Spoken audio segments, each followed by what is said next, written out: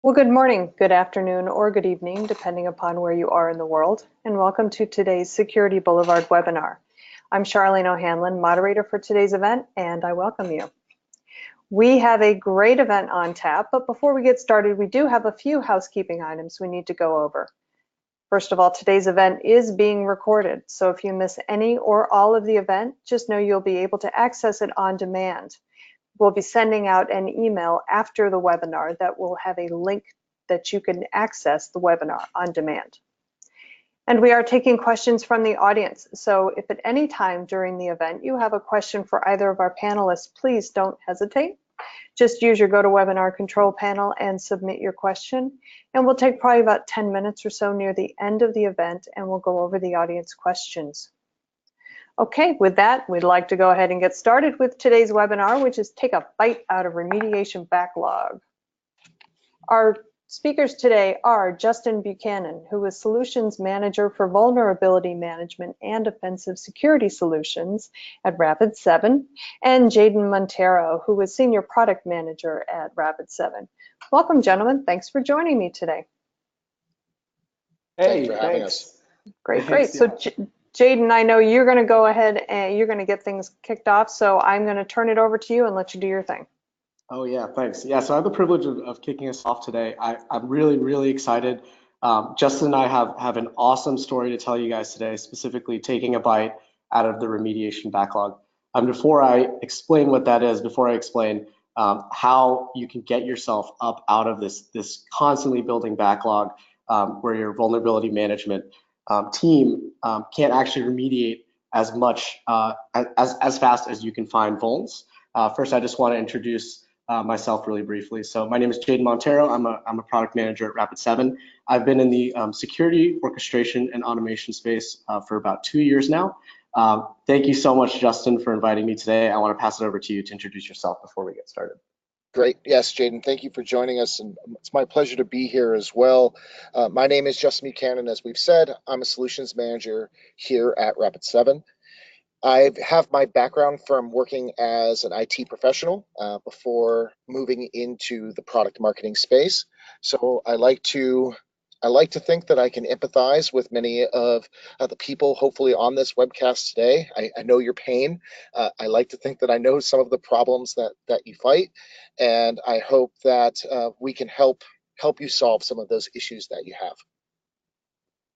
Awesome, Justin. Somehow your picture is so much more clear than mine. All right. So everybody out there, there's a really clear agenda that Justin and I wanted to set today. There are 3 core areas that we're going to be discussing.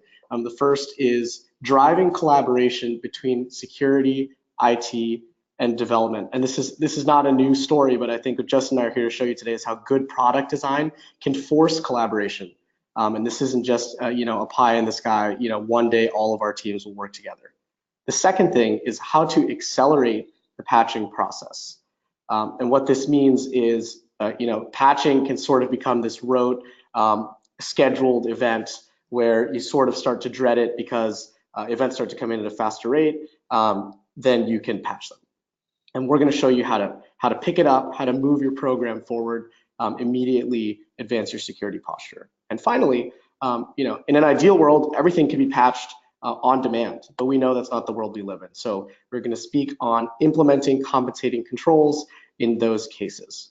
So with that being said, you'll hear from me a little bit later, but I want to pass it off to Justin.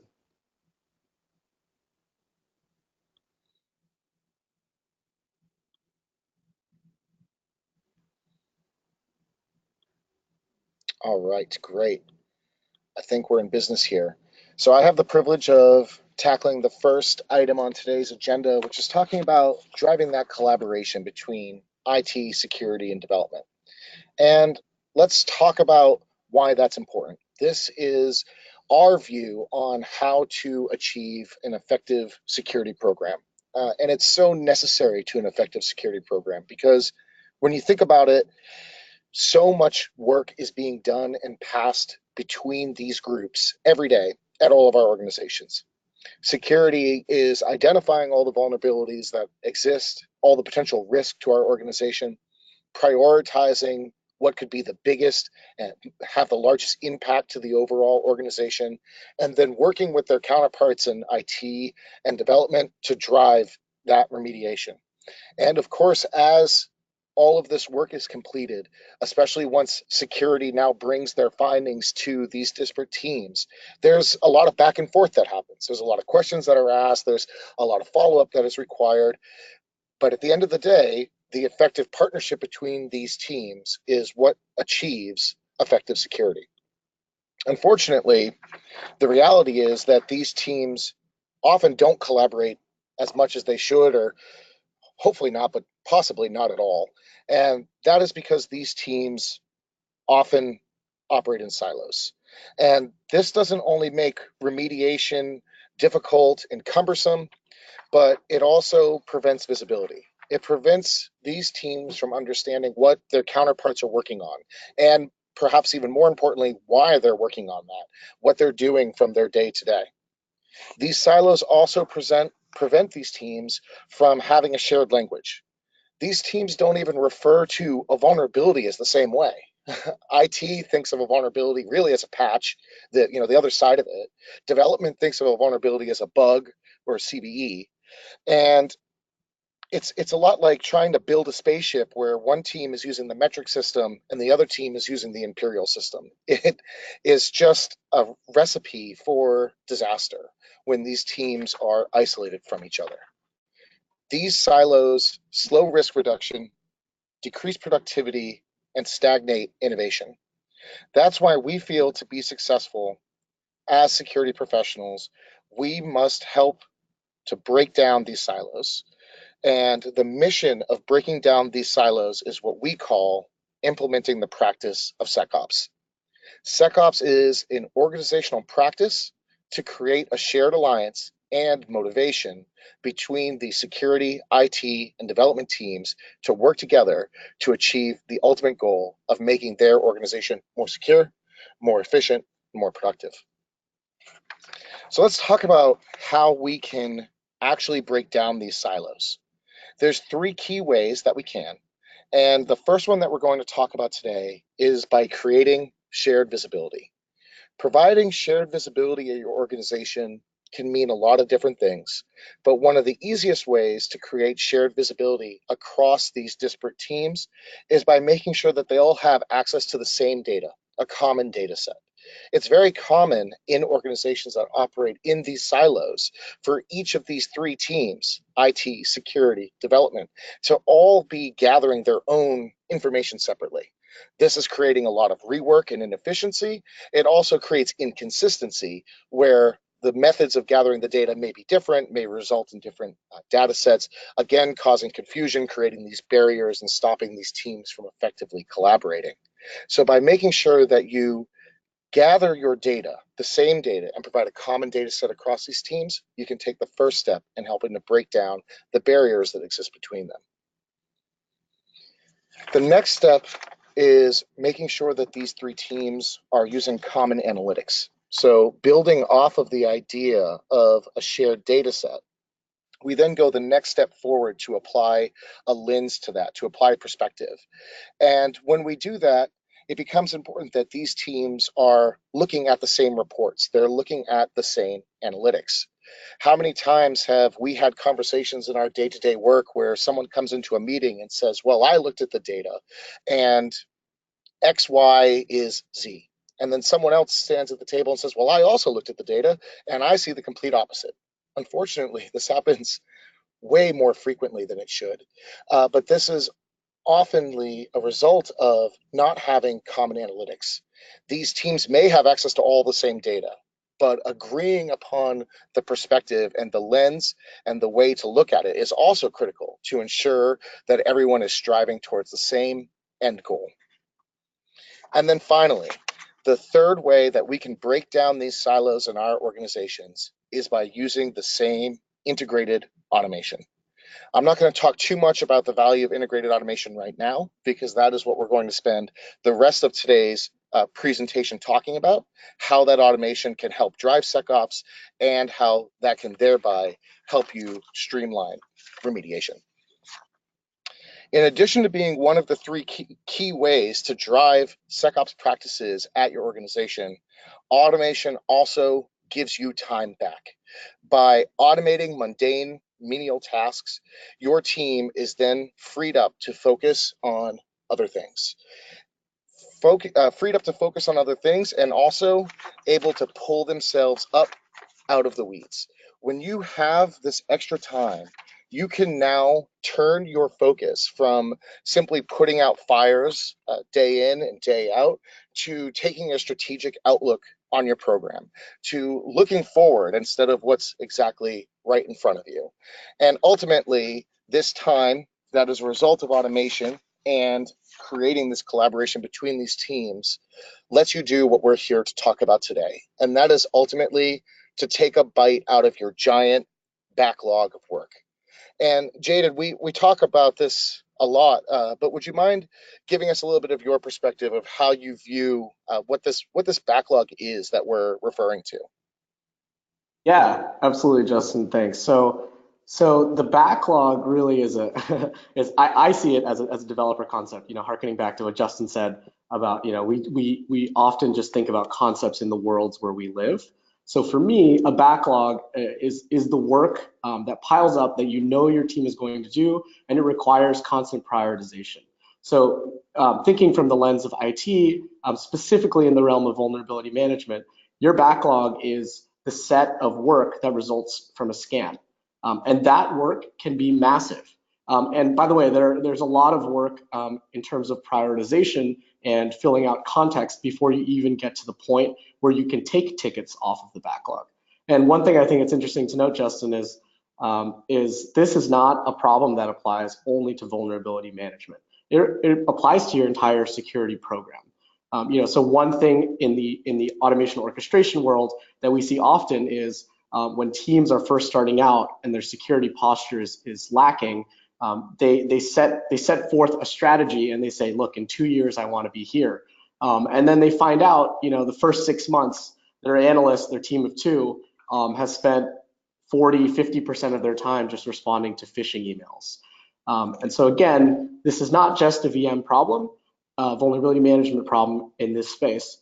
That being said, I think every security program, literally every successful security program in the world implements vulnerability management, and that is a massive source of work that results in a constant stream of work for your teams to do. And so taking a bite out of your backlog really means let's cut down on the noise. And then let's get you to the point of remediation on the things that really matter. Get your analysts focused on the vulns that we're really concerned with. Absolutely. Does that make sense, Justin? It does, yeah. Thank you, Jadon. I appreciate the perspective. And I agree so much with what Jadon said, that the backlog of work that all of us have is so much more than just vulnerability management, right? I'm sure that many of the people listening to this webcast probably wear multiple hats. So you may be getting work coming in where you need to check a computer that may have been compromised, but you may also simultaneously on a bad day be being asked to fix the printer. So when you have a fire hose of work that is just always coming at you, the weight can almost feel crushing. It just pushes down on you, and you don't feel that you can ever get out. And that's why we're so excited to share our view of how automation and SecOps can help with this problem, can help you get some of this stuff that is stopping you from moving forward out of the way, so that you can then start to really crunch away and get yourself back above water. So as we mentioned at the top of the call today, one of the first ways, or the second thing on the agenda that we were going to talk about, is accelerating the patching process. So let's talk about the patching process as it exists today. Most likely, the security team is going to go out and they're going to try and get visibility of their entire environment. And environments have become pretty complex over the years. We no longer just have on-premise desktops with employees proverbially chained to them at their desks and the data center in the basement. Now we have a mobile workforce that's working from coffee shops and hotels. We have cloud infrastructure like AWS and Azure and containers that can be spun up and spun down in a minute or a second even, sometimes without our security team even being aware that this is occurring. And with all of that, once we can finally do that and finally get visibility of all of these different complex dynamic systems, the next step that we have to take is we then have to identify the risk that those systems may have, and then we have to prioritize that risk. And prioritization is so critical to the patching process because the hard truth is there are more vulnerabilities, there is more risk in our environments than we are ever going to remediate. So we must leave some risk on the table. So what we must do is choose where we're going to put our time.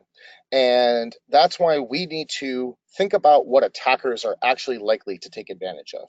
What are attackers actually going to potentially leverage or exploit in order to compromise my organization? And I'm going to focus on that first.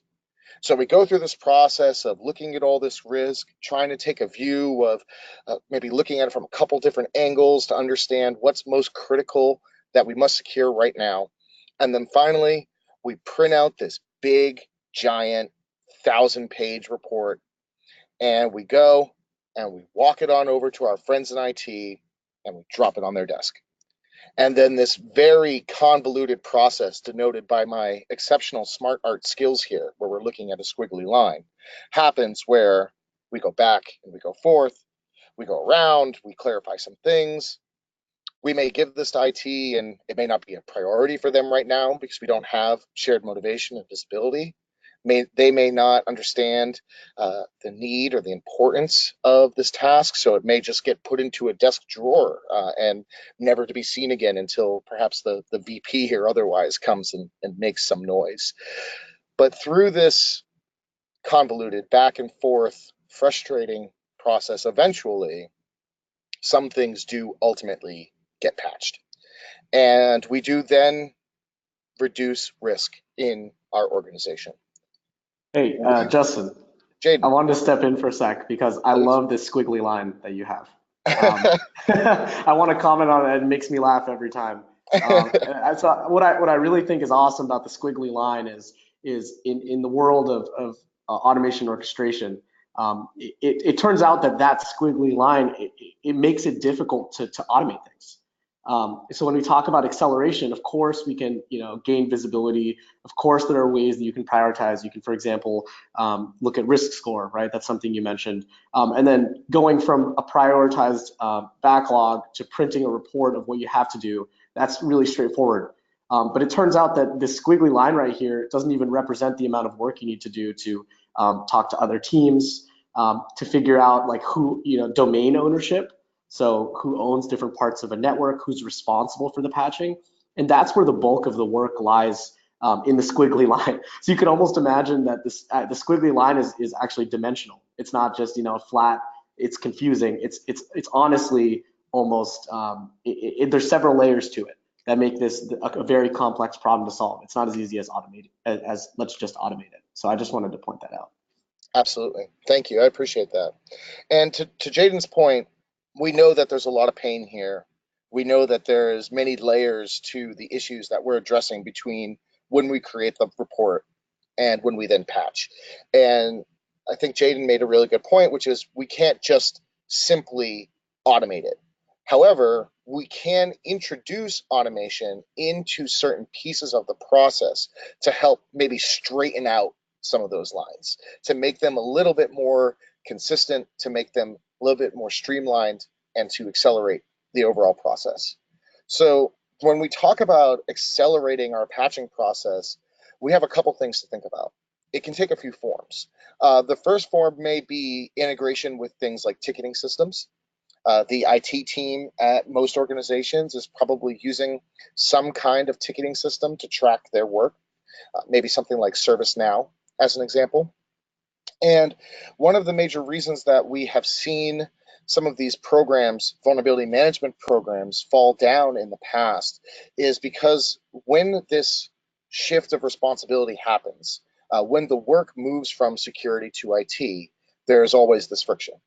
And this has resulted in the past of there being a kind of push and pull where perhaps security will say, okay, IT, we need to pass work to you, so you come over here and use our systems.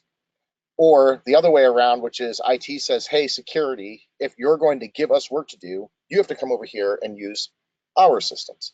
Well, as a result of basic human nature, that just never goes well. People don't like feeling like they're being pushed or pulled. They want to meet in the middle. And that's why effective automation that's using a ticketing system can help you do that. A good automation tool is going to let security use security tools, use their workflows, use their processes to send concise, useful information to the other teams into those teams' systems and into those teams' workflows so that they can work in their processes and their systems, and then keep this loop going of as IT updates ServiceNow or as development updates Jira or whatever ticketing solution they may be using, that progress is then communicated back to security in their solution. Everyone gets to keep working their way, the way that their team has and is comfortable, but they are now driving this collaboration between each other in a frictionless way by facilitating this communication. The other form that automation can take when it comes to patching is by integrating with patching tools like Microsoft SCCM or IBM BigFix as examples. In these cases, you can have the vulnerability management tool, the security tool, pass the information to these IT systems for them to perform the work. But it's important to point out that we can't automate this whole process, right? There are still very many decision points that need to happen along the way. There's many humans that need to be consulted, change control boards that need to be appeased, and so forth. But what we can do is automate some of the menial tasks of enumerating all the vulnerabilities we're going to patch, identifying all the patches that are associated with those vulnerabilities, loading those all into a tool like IBM BigFix, and then having that all ready to go so that then the human processes that need to happen and the politics that needs to happen can all happen. And then when the time is right, and only when it's right, an IT professional can go in, click that button, and then have that work done efficiently. Ultimately, in the case of patching processes that are automated through ticketing systems or that are automated through patching tools, one of the critical final steps will be verification. So also being able to then confirm that the patch has been installed on the systems that were previously assessed as vulnerable. And that patch, again, could have been installed manually by someone who closed a ticket or in some kind of automation assisted way by perhaps a patching tool to kind of close out that process so that we can mark that work as done. Jadon, I'm about to move on to the next one, but before I do, I'm talking so much my mouth is getting dry. I figure I better let you jump in here and provide some interesting voice change for the audience before we lose them. Yeah, man, of course. Yeah, I think one of the great things about automation is that it really is flexible. So Justin just talked to you about patching and ticketing, but what we have to acknowledge again is everybody's environment looks completely different and everybody's process looks extremely different. So when you talk about patching, for example, what we're going to show you today is a patching use case, or is sort of a patching automation.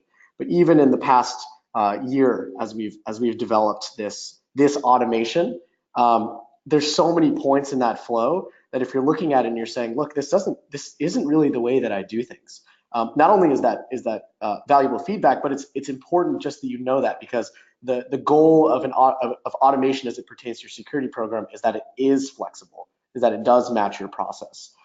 So I hope you're actually listening to this and thinking, what Justin's saying, what Justin's been going on about, like most of it makes sense, but like 20% doesn't.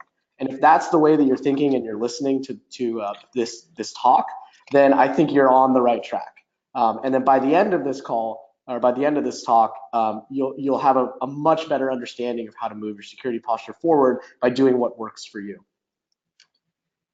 Awesome, thank you.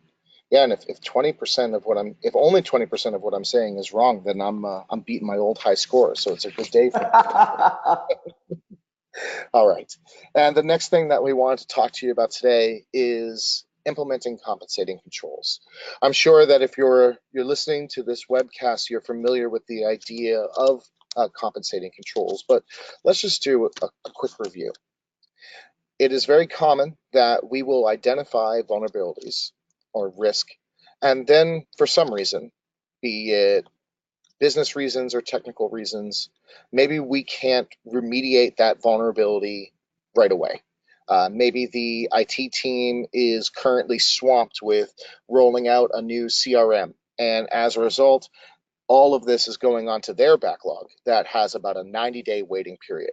So this vulnerability is going to just be sitting out there in your environment. Or perhaps because of technical reasons, it can never be remediated.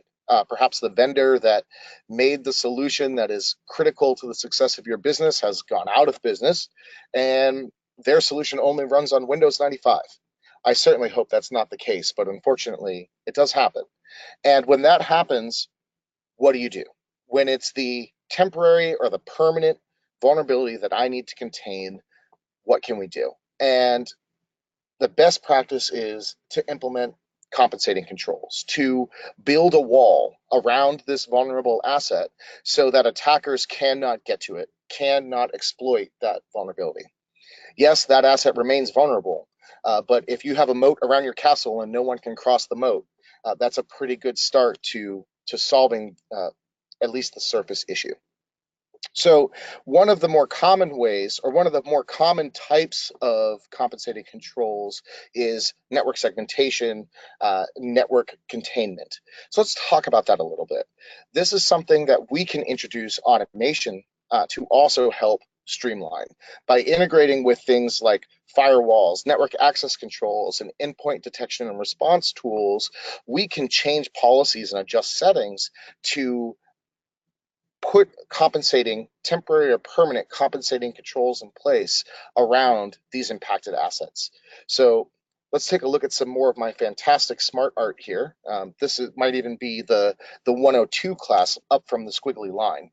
As we identify, let's say, a server that is vulnerable, one of the things that we could do is hone in on that server and automate the process of updating our firewall to block all incoming and outgoing traffic from that device, essentially isolating it from the outside world. That may be a little bit aggressive, especially if that device is providing some kind of critical service. So another approach that we could take would be to, instead of completely isolating the device, which we can automate, we could also automate being a little bit more selective in our policies that we implement with these firewalls, network access controls, and endpoint detection and response tools. So let's think about, for example, WannaCry, a very popular or very devastating malware attack that occurred. As many may know, WannaCry was perpetrated by Eternal Blue. Eternal Blue is a vulnerability that leverages the Microsoft SMB protocol. So now let's say, in this hypothetical example, that we had identified an asset that was vulnerable to Eternal Blue and thereby could potentially be infected with WannaCry. Now, we can't have this resolved right away for some reason, as we talked about. Could be any of the reasons listed previously. But we also can't leave this device out there susceptible. So we can let this device continue to perform other functions. We can let it continue to be a web server on standard HTTP 80 and HTTPS 443. But the one thing that we definitely don't want to do is allow it to receive any SMB traffic. So we'll implement a compensating control that allows these other protocols to continue to flow to and from the impacted device, while selectively filtering out only that traffic that could potentially result in a negative consequence as a result of the vulnerability on that device. Implementing these controls before automation could be very cumbersome. Although very effective, very time consuming to log into the firewall, log into the NAC, pull up Carbon Black or whatever endpoint detection and response tool you may be using, and input all of these different policies and configuration changes. An effective automation tool is going to help you streamline that process to make this very quick, and therefore make implementing these compensating controls part of your regular day-to-day operations. Hey, Justin. Yeah, I think one of the things we've talked about often is the stat, this I guess well-known stat in the VM world of, you let a vulnerable asset sit, you don't do anything to it for 60 days, and then the percentage likelihood that that's going to be exploited, exceeds 90%. And when you think about stats like that, it's really scary because I think the majority of security programs sort of would have indicators like this in their own environments. Like you probably have assets that you want to patch, but they're low priority, and then those things sit for months, and you're like, maybe the risk is low, or the impact would be low rather. One of the things, just to not lose sight of what we want to show here today, is that automation allows you to take tasks that generally have some time associated with them and make the execution time of that thing constant and small. And what I mean by constant is there's no variability. You have context, you have something like an IP address, and there's no more, based on whoever's logging in, how long does it take that analyst versus another one? There's no, the UI changed, so I don't really know how to block an IP in my firewall solution. There's also no additional work that needs to be done. You're taking all of the work of taking a simple action like blocking an IP address, and you're making that work constant and small. Doesn't matter what the case is, automation should do that work for you. And that's the same case for endpoint detection and response tools, the same case for NAC tools. All of that work becomes basically constant time and small. Excellent. Excellent. All right. So now that we've talked a little bit about some of these theories and practices, we'd like to talk a little bit about how at Rapid7 we've approached implementing them into our products to help you drive these SecOps principles and to help you accelerate this patching and the implementation of these compensating controls. We're going to talk to you about two Rapid7 offerings today, the first being InsideVM and then also InsideConnect. It's my pleasure, as we talked about at the beginning of the call today, to work on our InsideVM product. And at its core, InsideVM does really three things. It helps you collect your data about all your assets and vulnerabilities across that entire dynamic modern ecosystem that we talked about. Integrate with all of the cloud solutions, AWS, Azure, provide container assessment, integrate with your VMware, all of these different systems that can change on you rapidly while also integrating with your traditional on-premises environment to ensure that you always have a handle on the ever-growing and contracting perimeter and service that your organization has. As we've talked about previously, knowing everything that you have and where it is a great first step. But what is even more critical is then prioritizing the risk that you've identified. And more so, prioritizing that risk not just based on an arbitrary score, but prioritizing it based on what attackers are actually doing in the wild, what attackers are actually likely to leverage and take advantage of. So that way you are directing your efforts towards the things that are most likely to decrease a breach at your organization, which in my mind is the ultimate goal of a security program. And then finally, driving the remediation. This is the third thing that InsideVM does really, really well.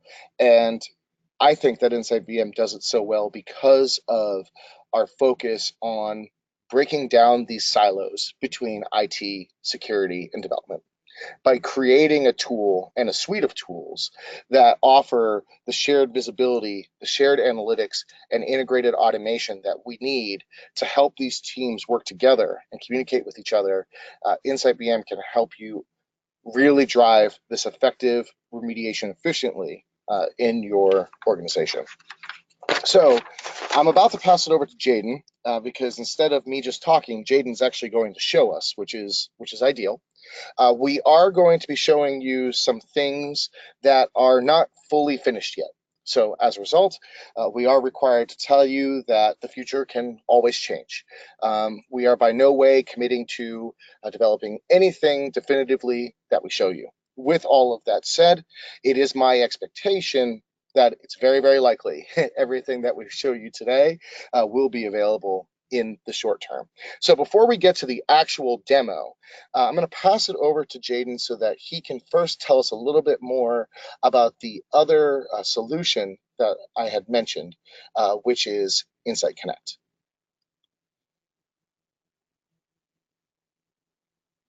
All right, thanks, Justin. Okay, so Justin really gave me the floor today to talk about a product that probably none of you guys have ever heard of. Rapid7 launched InsideConnect, I think about 2 weeks ago now.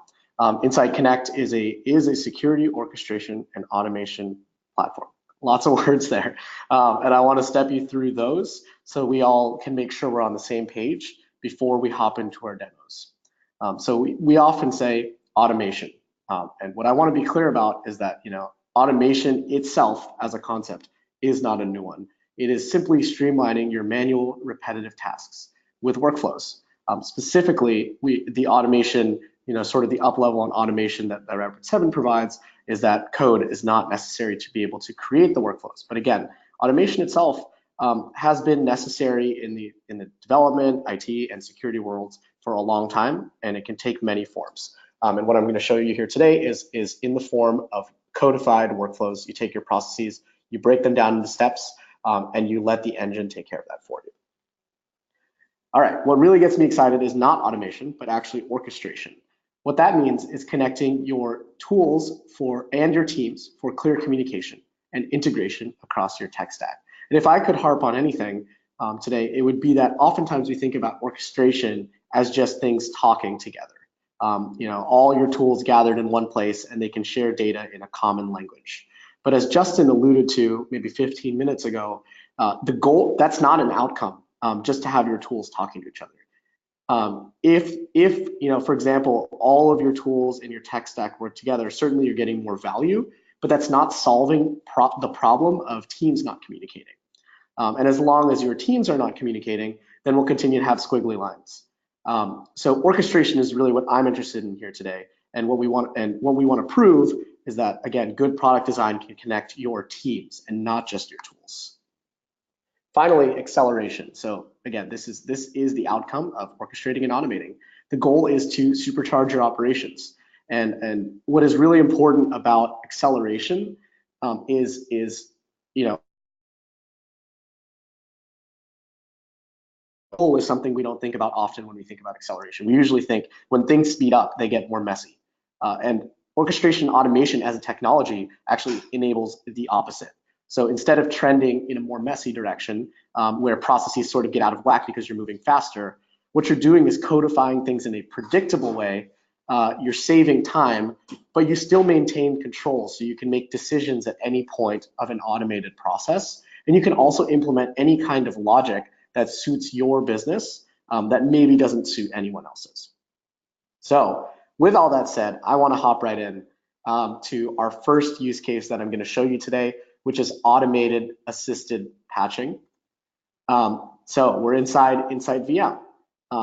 And I think what I want to start with here is our configure automation wizard. What I think is really awesome about Rapid7 as a company, I joined last year and was a part of the effort bringing automation orchestration to the platform. But what I think is really great is product design from the beginning involved not just let's put a standalone solution up where people can build workflows. It was also to bring automation and orchestration as a service to the platform. And I'm going to show you just how baked in to InsideVM this service is. So we start here with an InsideVM wizard. And what you'll see on the left-hand side actually is a notification feature. Just a brief word about that.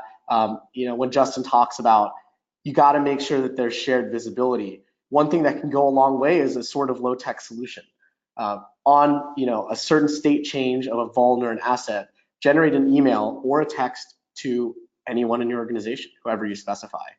And that in itself is a huge value add. But again, that seems like table stakes. What I want to talk about today is the right-hand side, workflows. When you think about workflows, the way that we need to think about them in the context of VM is you have events in VM, you have things that change, and then you have workflows. What things happen once that event fires off? And so you'll see here, if I select the workflow, tab here and click continue, the work we have to do to set this automation up in the background is selecting that event. And we call those events, those firing events, we call them triggers. And so there are two different triggers available for you out of the box. Today, we're going to talk about vulnerabilities, but certainly you can also kick off workflows with things like assets. The examples there in the description are, imagine you found an asset. I've talked to some customers that immediately want to apply some kind of policy, some kind of network policy to assets as soon as they enter the network, because the network, for example. All right, let's talk about vulnerabilities. So when the trigger criteria is found or reassessed, you will have full confidence that whatever workflow you connect to this trigger will execute. So let's look at the filters that we apply here. And this is an awesome feature of VM. I was really excited by this when I first started integrating, again, our platform service with this VM feature. So we have the ability to really dive down into the nitty-gritty of vulns and assets to make sure that we can act on specifically the small amount of assets or the small amount of indicators that we actually are interested in. So you can see in the asset filter, we have only the scan site set to Boston, which is a daily scan, and also all the asset sites in daily asset scan. And I think what's interesting to know here is like Boston seems very specific, whereas daily asset scan, you don't know what that is. But that being said, you can change this logic around very easily. You can change that into an OR statement, for example, or you can say assets in daily asset scan in Boston, and then scope that down even further. When you look at vulnerability filters, you can sort by vulnerability titles. So what we're looking at here is Microsoft CVE with this exact string as the title. And then right there at the bottom, you're able to select what kind of event you're actually looking for. So we filtered it down, but are we looking for when this vulnerability is found, or every time that existing vuln is reassessed? I should have done this earlier. All right, great. So that was easy. We've selected a trigger, and now what we're doing is configuring the automation. So we're connecting the head to a body, and the meat here is a lot of out-of-the-box content that we have built internally to sort of map two things: best practices, and second, close collaboration with these vendors. So you take something like automation assist patching IBM BigFix, for example, and we've worked closely with the BigFix team and our customers to figure out, what is some kind of a template that matches most customer environments. And as I said earlier, maybe it matches yours 80%, but this at least gets you started to where you're immediately realizing value. All right, so we actually are going to dive into the automation-assisted patching with IBM BigFix Workflow. And when you click a workflow, what you actually get is the series of steps that are required to execute the total workflow. And what I mean by steps is what is happening throughout this automation. And so as an example, it's actually not as simple as just, all right, InsideVM, go create a multi-action computer group, and that's one API call, right? What we do is modularize API activity. So we take an endpoint, every post you're making to BigFix throughout this process, and we make that a I think when phrased in terms of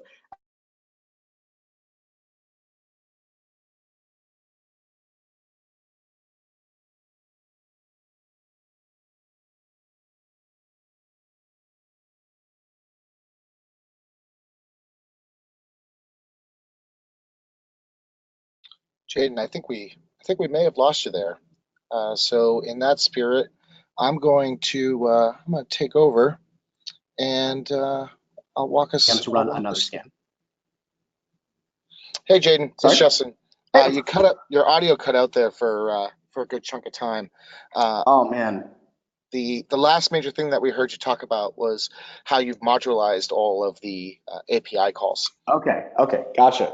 Well, sorry about that, everybody. Hopefully it doesn't happen again, but yeah, please feel free to interrupt as soon as it does. So what I was trying to explain was these steps here are all represent basically API calls. And again, I think the goal of the Inside Connect product and what you see here in VM is they're written in a way that's sort of understandable from a low code perspective, while at the same time you can imagine that in the background these are all these are all API calls to BigFix and between BigFix Connect and VM to enable this behavior. So you have where I'd sort of just gotten was sort of an exciting there's already cherries on top, because if you think about an easy one-to-one integration, generally you get the job done and you stop. So you fetch relevant fixlets from BigFix and then you create a baseline. What we have here is a bunch of other steps that enable you to have more context to really set up your teams for success. For example, running verification scans, gathering reports from InsideVM and BigFix, and comparing the remediations between those two solutions, and then producing a single report that says, this is what was remediated, this is what InsideVM after a rescan thinks is still an issue, and this is what BigFix thinks is still an issue. And what that allows you to do is see in one place what actually is still vulnerable. This is a major pain point for many customers that I personally have talked to. All right, and once you have set the trigger scope and you've selected the BigFix workflow, automation assisted patching, all you have to do is click activate, and you can see this notification in the top left corner that tells you that the workflow has been successfully configured, and what you're taken to next is what we call the automation module, which has become a top level nav item in InsideVM. When you click that module and you go to workflows, what you'll see is a carousel of templates. So again, this is this built-in content. They have other things, so compensating controls, quarantining asset with Cisco ISE, or automated patching workflows that show you can integrate with whichever vendor you please, like Microsoft SCCM. All right, when you click one of those templates, it shows you all the workflows that you have configured. So, and you have the ability to easily toggle them on and off. So here you see that I had already pre-configured pushing a firewall policy with Palo Alto PAN-OS, but then I turned that off because it wasn't bringing me the value that I was looking for. And again, I think this highlights sort of the flexibility of automation orchestration. What you're looking for is value. You're not looking for you're not looking for the latest and greatest. And so if it doesn't work for you, it's very easy to turn off and on and configure at will. All right, and the other thing you can do is look here at the history. And so we found it to be very important that we're producing an audit log of all of these automations that are producing third-party effects in your environment. So you can see here is, you have one succeeded job, as we call it, an automation event, pushing a firewall policy with Palo Alto PAN-OS on August 24th. However, obviously, we also want to track jobs that exist in different states. Paused, in particular, is a very interesting state. And remember, if you remember, Justin and I briefly talked about the importance of maintaining control as we're speeding up. What we allow you to do is provide your security teams and your IT teams with context, and then pause a workflow to allow them to make a decision before we continue down a certain logical path. So as an example, maybe we're not sure if we want VM to do a verification scan. Because, for example, the load would be too high if we always rescan every time we try to patch something. If that's the case, the analyst could quickly read through the output of all of those steps I showed you earlier and say, you know what, I actually have pretty high confidence. I don't really want to rescan. I don't want to validate these fixes. If they click no here, the job terminates and then gives you sort of that output log of this is exactly what happened. If you click yes, then it will do a rescan and then produce for you those remediation comparisons between BigFix and VM. Hey, Jadon. And yeah, what's up? Thanks so much for taking us through that. We've got about 5 minutes left because we want to make sure that we leave 5 minutes at the end for any questions. So Sure. would it be all right if we skip right to Insight Connect? Yeah, it actually is. It actually is. Okay, Hey, you great. know, I love to show off Insight Connect, and thanks for giving me the time, Justin. While Um, Jadon's skipping ahead to that, we will miss the automated implementation of compensating controls, but it's pretty straightforward. As we mentioned previously, the built-in automation in InsideVM is going to connect to your firewalls, your network access control boxes, and your endpoint detection and response tools, so you can automate the process of applying policies to contain different devices. But with that, we'll now fast forward a little bit so that Jadon can talk about his baby, if you will. Yeah, well, I never thought there would be a day where we'd skip straight to this, man. But thank you. So I think the important thing that Justin and I would show you here for in terms of Insight Connect is really how well it plays with your vulnerability management solution. The key being, yeah, okay, so we skipped ahead, but really this is part of the same story. So again, just a refresher, the goal of this product is to allow you to orchestrate and automate your tasks. Again, this is what's happening in the background as you're setting up these automations in InsideVM. Insight Connect is super, super simple because we only have one story. We only have one value add, which is codify your processes, create workflows, and save your analysts and save your security team's time and money while also allowing your teams to communicate better. So this is our plugins page. The plugins page allows you to understand just how many integrations we have. You saw that workflow list earlier with like 8. You can see here that a plugin has multiple actions. So again, API endpoints. If you think about something like Active Directory, that is not, we don't think about that as an API. Every plugin just wraps around whatever the technical aspects are underneath, so that to the user, all you know is, hey, in Active Directory, I want to disable versus I want to delete or add. We have a total of 240 plugins and integrations and 1,300 triggers and actions.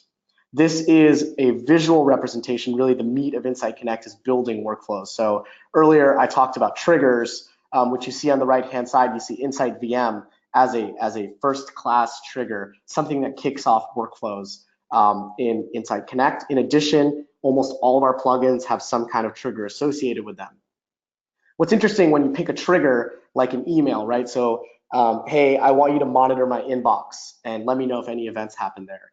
What we're able to see here is a way for us to be able to take the data that's being passed between steps and talk about them in a way that's human readable. So what you have here is like, if you take emailed received.subject, that's something you can use when you create workflows throughout the rest of this process. And stepping through a little bit quickly, what you're able to do is just keep tacking on steps, right? So you received an email, and now you want to use our URL extractor plugin to be able to parse URLs out of that email.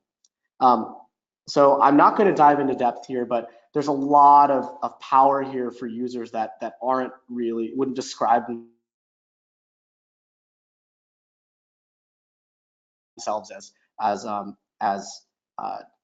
so things you're used to, like some kind of syntax where you can apply logic and make workflows do what you want, exists. So things like, does the string contain, or is this score equal to this or greater than this, as well as pattern matching. So we have we use regular expressions to allow you to really mangle data, pull out what you need, and create workflows that suit your use cases. And earlier I showed you decisions, right? In InsideVM, you can say, yes, I want this to happen. No, I don't want this to happen. This screen shows you specifically just how easy it is to set one of those up in your workflow. You literally write a path name. You say, oh, I want to delete this email, or you say, nope, that's a false positive. And that's it. And I think the really important thing, I know that was like a blitzkrieg walkthrough, is when you create workflows in Insight Connect that use the InsideVM trigger, you say, I want the event to be InsideVM, it immediately is populated in the list of workflows that you can configure from VM itself. So if you don't see in this list something that suits your environment, you're like, actually, I own, I'd be hard pressed to believe this, but you're like, I've never heard of or don't own any of these tools. You can easily pop into Insight Connect and build something that does match your stack. And in fact, in other demos that I'm sure we can link you, we've showed shown on the Insight Connect front, how you can use a completely open source environment and connect all that stuff up without buying any products. So again, and that stuff would populate here. So with that being said, I'm going to pass it over to Justin because he gets to answer the hard questions about exactly, what you're, I showed you what you're going to get. Justin gets to tell you when you get it. Thank you, Jadon. I appreciate it. Yeah, why don't you send that screen sharing back over to me, and I will take it from here. Jadon, thank you very much for walking us through all of that today. We covered a lot of ground. So to recap, the first thing that we talked about today was some of the new built-in functionality that exists in InsideVM. And this is that automation-assisted patching that Jadon walked us through. He showed us the BigFix Workflow. And we also had to fast forward through, but I think we have a handle on the idea of automated containment. These workflows are included in the InsideVM product at no additional cost for customers that already own InsideVM. Jadon then also walked us through Insight Connect, which is Rapid7's new security, orchestration, and automation offering. This tool can be purchased separately and used to integrate with your entire security stack. So Jadon showed us at the end the really powerful ability to set up sub-triggers and workflows in Connect and then have that pushed back into InsideVM. You would need to have both solutions in that case, but to use just the first two use cases that we discussed today, only InsideVM is required in order to get that functionality. So Rapid7 is happy to announce that we are rolling out this automation functionality now with Insight Connect as the standalone offering available, and throughout this month, the automation workflows discussed being added to the accounts of InsideVM customers. Not covered in today's webinar, but also extremely exciting, automation is coming this month to one of Rapid7's other major products, InsideIDR. This solution helps you detect anomalous user behavior across your environment so that you can identify if you are compromised. And this solution is going to leverage many of the same functionality that we talked about today around the ideas of containment, containing risky users, containing risky assets. So with that, we're getting a little bit short on time. I'd love to take any questions that we have. Yeah, great. So we do have a few questions here. I think we'll be able to get to one or two of them before we have to close things down. First question is, does the automation functionality shown only work with InsideVM? Yes, okay, great question. Thank you. So we definitely showed some of the InsideVM native functionality, and that is in InsideVM, it requires the InsideVM solution. However, Jadon also spent a good portion of time showing us Insight Connect. Now, one of the things that's fantastic about Insight Connect is, as a standalone security orchestration and automation tool, it does not require that you have any other Rapid7 product. So you can orchestrate different vulnerability management tools, you can orchestrate other patching solutions not seen today, you can orchestrate whole other use cases that we haven't even talked about with just Insight Connect and the rest of your existing stack. So it's a long-winded way of saying we talk a lot about how our solutions work together because we think that our platform provides value by having everything integrated. But with that said, Insight Connect as a standalone offering can orchestrate all the different pieces of your stack, whether they're built by Rapid7 or not. Okay, great. We are about 1 minute to the top of the hour, so unfortunately that's all the time that we have for questions, but I do want to thank everybody who did submit a question. Also want to remind the audience that today's event has been recorded, so if at any time you missed any part of the webinar, you'll be able to access it on demand. We'll be sending out an email to everybody who registered after the webinar that will include a link that will take you directly to the webinar. The webinar is also going to be living on the Security Boulevard website, so you can always go to that site, just click on webinars, on demand, and you should see it right there. And while you're there, take a look at some of the other webinars that we have both upcoming and on demand. Hopefully there'll be one or two that pique your interest. Justin and Jadon, thank you both for taking the time and giving such a great presentation today. I do appreciate the time. I know I got a lot out of it. I'm sure the audience did as well. So thanks again. Appreciate it. Thank you very much. Thank you for having us. All right. Awesome. Awesome. Well, thank you, everybody, for joining me today. This is Charlene O'Hanlon, and I am signing off. Have a great day, everybody.